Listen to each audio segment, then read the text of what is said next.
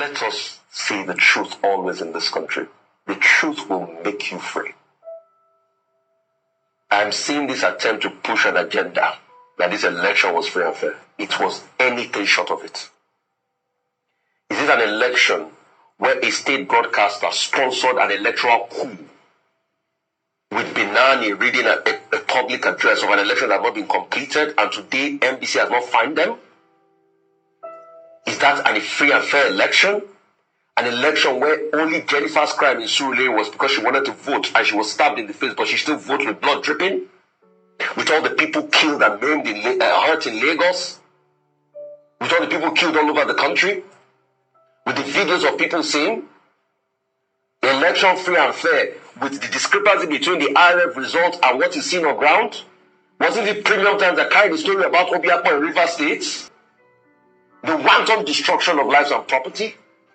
The fact that people were baited along ethnic lines, town criers came out in Lagos on election morning saying don't come out to vote.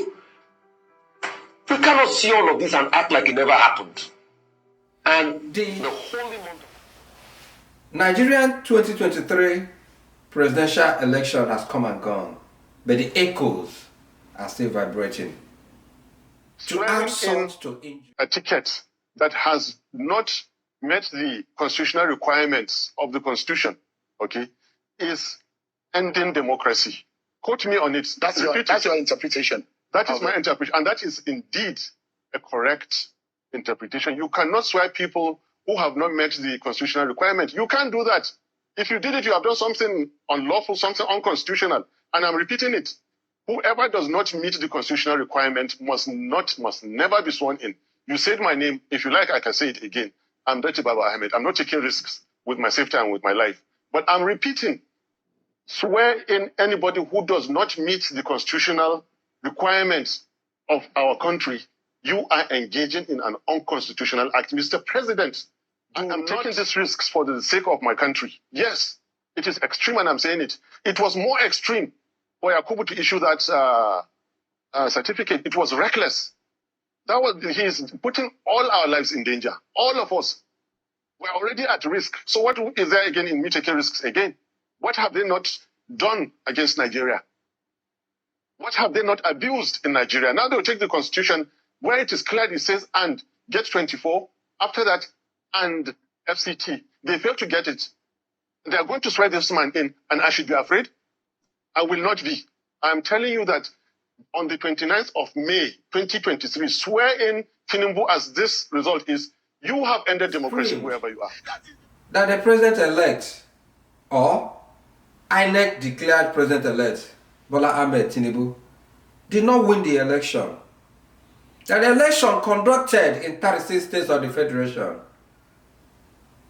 PDP won in 12 states, Labour won in 12 states, that's 24. He didn't gather the 25% required in FCT to be declared the winner.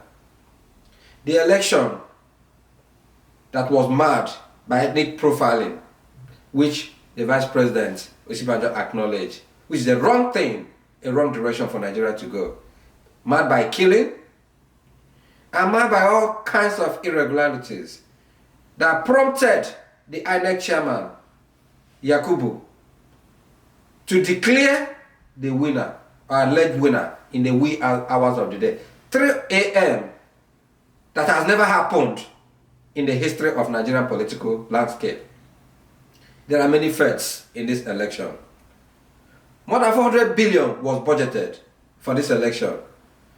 After the hypes, after the hopes of Nigerians, the election turned out to be a sham.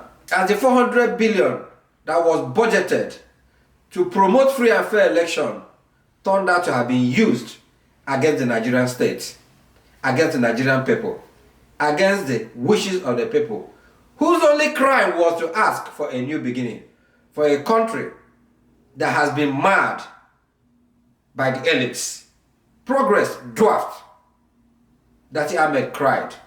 Foul. Lai Mohammed, the worst minister of information Nigeria has ever produced, cried treason. Now let me ask you viewers.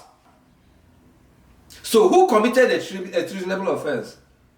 Mahmood Yakubu, who used the money given to him against Nigeria State, or Datti Ahmed, who was only pointing at the illegalities of the man's action? Get in the comment section and let me know what you think. Until we meet again in the arena, be well, do good work, and please do keep in touch.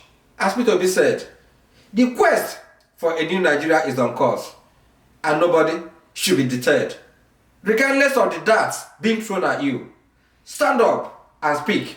Remember, if a masquerade overstays in the arena, the uninitiated will throw sand at it. See something, say something, and do something. Cheers.